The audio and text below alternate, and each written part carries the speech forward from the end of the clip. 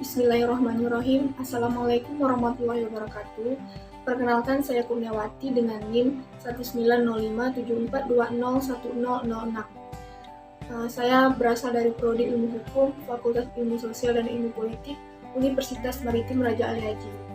Nah, baiklah, video kali ini saya akan sedikit memaparkan materi arbitrase dan peradilan niaga mengenai putusan arbitrase nasional, pembatalan dan eksekusinya. Nah, tanpa memperpanjangkan waktu, langsung saja saya paparkan materi yang pertama, yaitu tentang pembatalan putusan arbitrase.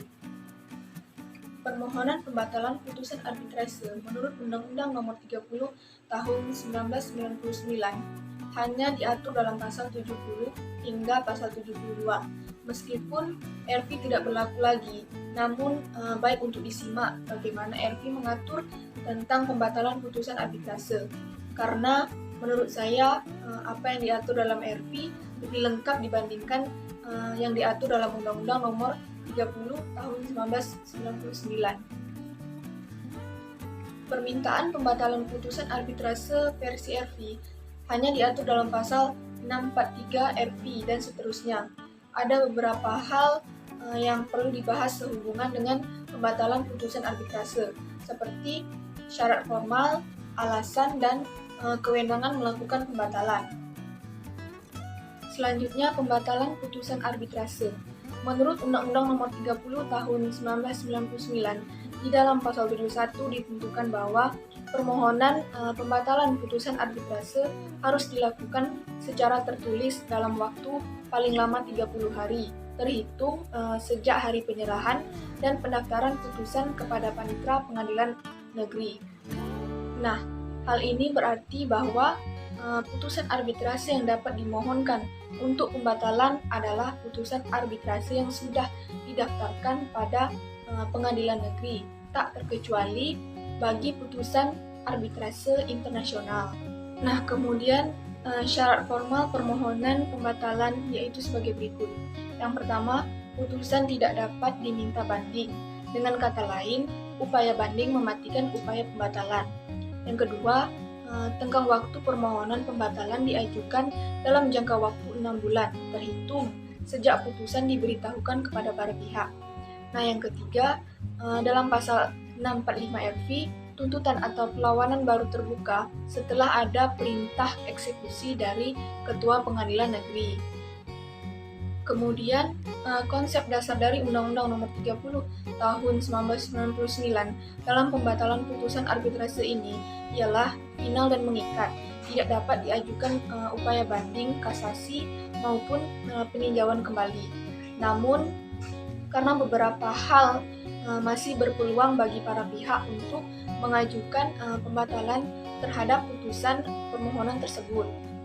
Pembatalan arbitrase dapat dibatalkan dalam hal putusan arbitrase tersebut diduga mengandung unsur-unsur seperti yang ditentukan dalam pasal 70 Undang-Undang Nomor 30 Tahun 1999. Permohonan hanya dapat dilakukan dengan alasan-alasan sebagai berikut. Yang pertama, surat atau dokumen yang diajukan dalam pemeriksaan setelah putusan dijatuhkan diakui palsu atau dinyatakan palsu. Nah, yang kedua, setelah putusan diambil ditemukan semacam novum, yaitu temukan dokumen yang bersifat menentukan yang disembunyikan oleh pihak lawan.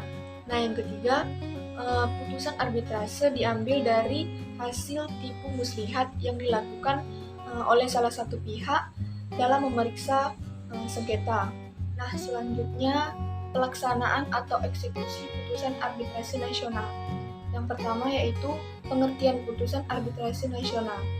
Putusan arbitrase diklasifikasikan sebagai putusan dalam negeri. Ada baiknya lebih dahulu berorientasi kepada ketentuan pasal 1 Konvensi New York 1958. Dalam pasal ini dapat diketahui apa yang dimaksud dengan putusan arbitrase asing. Nah, yang dimaksud dengan putusan arbitrase asing ialah putusan yang diambil atau dibuat di luar negeri. Nah, yang mana menjadi patokan untuk menentukan apakah putusan digolongkan arbitrase asing ialah faktor teritori. Setiap putusan yang dibuat di luar wilayah hukum suatu negara tergolong putusan arbitrase asing. Kalau begitu, yang dianggap putusan arbitrase asing setiap putusan yaitu yang diambil atau dibuat di luar wilayah negara Republik Indonesia. Nah, kemudian yang kedua, pelaksanaan eksekusi putusan arbitrase nasional berdasarkan Undang-Undang Nomor 30 Tahun 1999. Nah, pelaksanaan eksekusi putusan arbitrase nasional dan eksekusi putusan arbitrase internasional berbeda satu sama lainnya. Jelas terdapat dalam Undang-Undang Nomor 30 Tahun 1999 yang mana diatur secara terpisah di antara kedua eksekusi putusan arbitrase tersebut.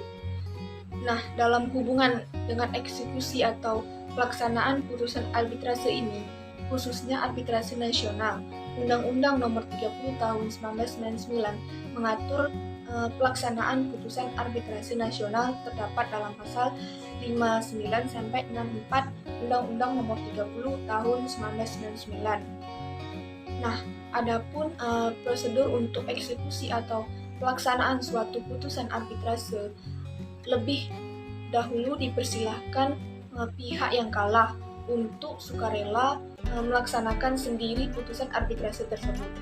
Akan tetapi, dalam praktik pihak yang kalah, terutama pihak yang tidak puas dengan putusan arbitrase, tidak akan melaksanakan putusan itu secara sukarela, bahkan mungkin akan memperlambat atau menghambat pelaksanaan putusan itu.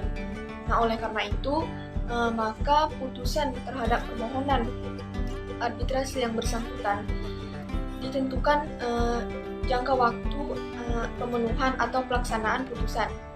Nah, jika para pihak tidak bersedia memenuhi pelaksanaan putusan arbitrase nasional tersebut secara sukarela, maka putusan arbitrase nasional itu dilaksanakan secara paksa berdasarkan perintah Ketua Pengadilan Negeri atas permohonan salah satu pihak yang bersengketa. Nah, mungkin itu saja yang dapat saya sampaikan terkait materi arbitrase dan penyelesaian sengketa mengenai putusan arbitrase nasional, pembatalan dan eksekusinya. Lebih dan terkurang saya mohon maaf. Billahi taufiq wal hidayah. Wassalamualaikum warahmatullahi wabarakatuh.